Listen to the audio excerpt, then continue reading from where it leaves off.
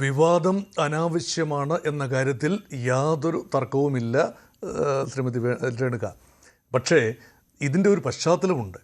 നരേന്ദ്രമോദിയെ 2018 പാർലമെൻറ്റിനുള്ളിൽ വെച്ച് രാഹുൽ ഗാന്ധി പരസ്യമായി ആലിംഗനം ചെയ്യുന്ന ഒരു ഒപ്റ്റിക്സ്, അതിന് പിന്നിൽ ഒരു സങ്കേതമുണ്ട്, ഒരു സങ്കല്പമുണ്ട്. അതായത് ഈ രാഹുൽ ഗാന്ധി ഉയർത്തുന്ന ഒരു സങ്കല്പമാണല്ലോ വെറുപ്പിൻ്റെ കമ്പോളത്തിൽ സ്നേഹത്തിൻ്റെ കട തുറക്കുക എന്നത്.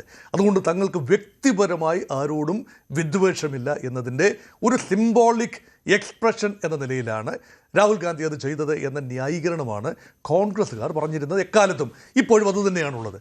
മറുവശത്ത് കഴിഞ്ഞ ദിവസം നടന്ന ഇന്ത്യ മുന്നണിയുടെ യോഗത്തിൽ ശ്രീ രാഹുൽ ഗാന്ധിയുടെ പ്രസംഗത്തിനുള്ളിൽ അതിനിടയിൽ ശ്രീ പിണറായി വിജയനെ താൻ ആലിംഗനം ചെയ്യാൻ ഉദ്ദേശിക്കുന്നില്ല എന്ന് പറയുന്നതിന് ഒരു കാൽപ്പനിക സ്വഭാവമാണ് ഞാൻ കണ്ടത്. അതിനർത്ഥം ഫിസിക്കലി ആലിംഗനം ചെയ്യുക എന്നതല്ല. അതിലൊന്നും ഒരു അർത്ഥമില്ലാത്ത കാര്യങ്ങളല്ലേ ഈ ഫിസിക്കൽ ആലിംഗനം എന്നതൊക്കെ. ഒരു ഒപ്റ്റിക്സിന് വേണ്ടി മാത്രം ചെയ്യുന്ന ഒരു കാര്യമല്ലേ.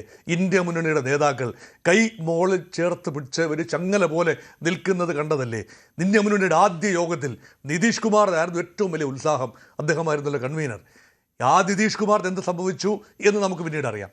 അതുകൊണ്ട് ഇതൊക്കെ അവസരവാദപരമായ നിലപാടിൽ BJP എതിർക്കാൻ അതത് സമയത്ത് മുന്നണിയായി കുറേ കക്ഷികൾ കൂടി വരുന്നു എന്നതിന് ഉപരിയായ ഒരു രാഷ്ട്രീയമല്ല. പക്ഷേ എക്കാലത്തും ഭാരതീയ ജനതാ പാർട്ടി എതിർത്തിരുന്ന ഒരു കോൺഗ്രസ് രാഷ്ട്രീയമുണ്ട് എന്നതും വിസ്മരിക്കുന്നില്ല. കാരണം ഘടകകക്ഷികൾ മാറിയും തിരിഞ്ഞുമൊക്കെ കേന്ദ്രത്തിൽ ഭരണത്തിന് വേണ്ടി ഇപ്പോൾ DMKയും ADMKയും ഒക്കെ മാറിയും മറിഞ്ഞുമൊക്കെ ചവിട്ടിയിട്ടുള്ളതല്ലേ.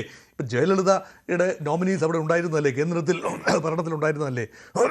എന്തിന് ഈ CPM പോലും ഒരു നേരിട്ടല്ല എങ്കിൽ പോലും ബാന്ധവം ഉണ്ടായിരുന്നതല്ലേ അടിയന്തരാവസ്ഥ കാലത്തും അതിനുശേഷവുമൊക്കെ. കോൺഗ്രസ് വിരുദ്ധ മുന്നണിയിൽ ഒരുമിച്ച് വന്നില്ല എങ്കിൽ പോലും ആ കോൺഗ്രസ് വിരുദ്ധ മുന്നണിയെ പിന്നിൽ നിന്നുകൊണ്ട് സഹായിച്ച ഒരു പാരമ്പര്യം CPM-നുണ്ട്. അതുകൊണ്ട് രാഷ്ട്രീയത്തിൽ അതത് സമയത്തെ പ്രബല ശക്തിയെ എതിർക്കാനായി പ്രായോഗികമായ ചില കൂട്ടായ്മകൾ ഉണ്ടാവും.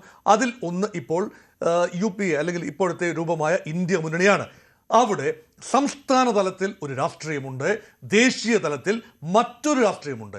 സംസ്ഥാന തലത്തിൽ ഇവിടെ നോക്കൂ എന്താണ് സംഭവിക്കുന്നത്. ശ്രീ പിണറായി വിജയൻ കേരളത്തിൻ്റെ മുൻ മുഖ്യമന്ത്രിയാണ്, ഇപ്പോഴത്തെ പ്രതിപക്ഷ നേതാവാണ്. അദ്ദേഹത്തോട് തീർച്ചയായും ഒരു അകലം പാലിക്കുന്നതാണ് കോൺഗ്രസ്സിന് UDF-ന് നല്ലത്. കാരണം UDF-ന്റെ രാഷ്ട്രീയം അങ്ങനെയാണ്.